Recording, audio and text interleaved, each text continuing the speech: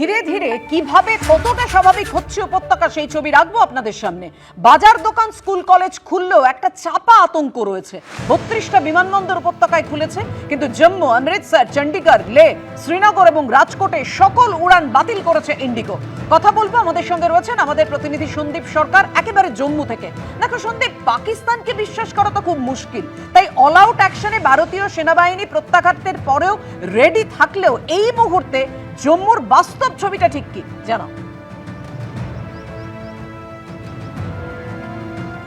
দেখো, সতর্কতা কিন্তু 1 ইঞ্চি ঢিলে করা হচ্ছে না। সতর্কতা যেভাবে রাখা হয়েছে সেভাবেই রাখা হচ্ছে, এবং যতই দুই দেশের মধ্যে এই মুহূর্তে সংঘর্ষ বিরতি চলুক, ভারত কিন্তু তার যে গার্ড সেটাকে আলগা করছে না। তার কারণ যে কোনো সময় অতর্কিতে যদি হামলা হয় আকাশপথে, সেটা যে তরফে, সেটা পাকিস্তানের তরফে হোক অথবা পাক মদতপুষ্ট জঙ্গি গোষ্ঠী তারা কেউ হামলা চালাক, তা মোকাবিলা করার জন্য ভারতকে প্রস্তুত থাকতেই হচ্ছে। যে কারণে দেশের একসাথে 32টা বিমানবন্দর খুলে যাওয়ার পরেও এখনও কিন্তু সতর্কতামূলক পদক্ষেপ হিসেবে আমরা দেখেছি যে শ্রীনগর, জম্মু, লে, অর্থাৎ জম্মু কাশ্মীরের যে বিমানবন্দরগুলি রয়েছে যেখান থেকে সিভিল এভিয়েশন চালু থাকে, সেগুলি কিন্তু এখনও পর্যন্ত থমকে আছে।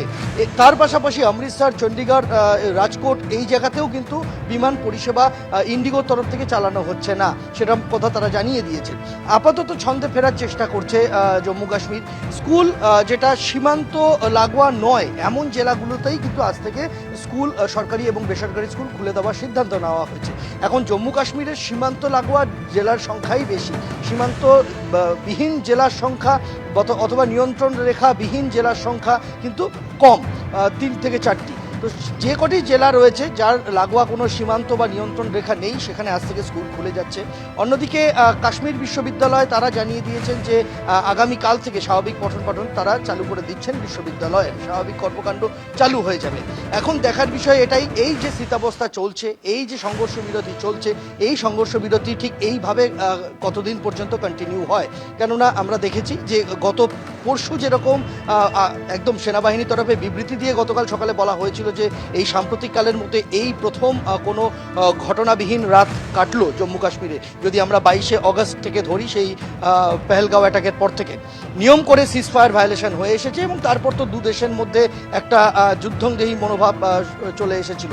গতকালও কিন্তু এখনো পর্যন্ত যা খবর বিভিন্ন সূত্র মারফত, যে জম্মু কাশ্মীরে বা সীমান্তবর্তী অন্যান্য কোথাও কোনো ধরনের আকাশপথে ড্রোন বা ইউএভি অ্যাটাক পাকিস্তানের তরফে হয়নি, সিজফায়ার ভায়োলেশনের ঘটনা ঘটেনি এখনো পর্যন্ত, সেরকমটাই খবর। পাপিয়া, ধন্যবাদ তোমায়।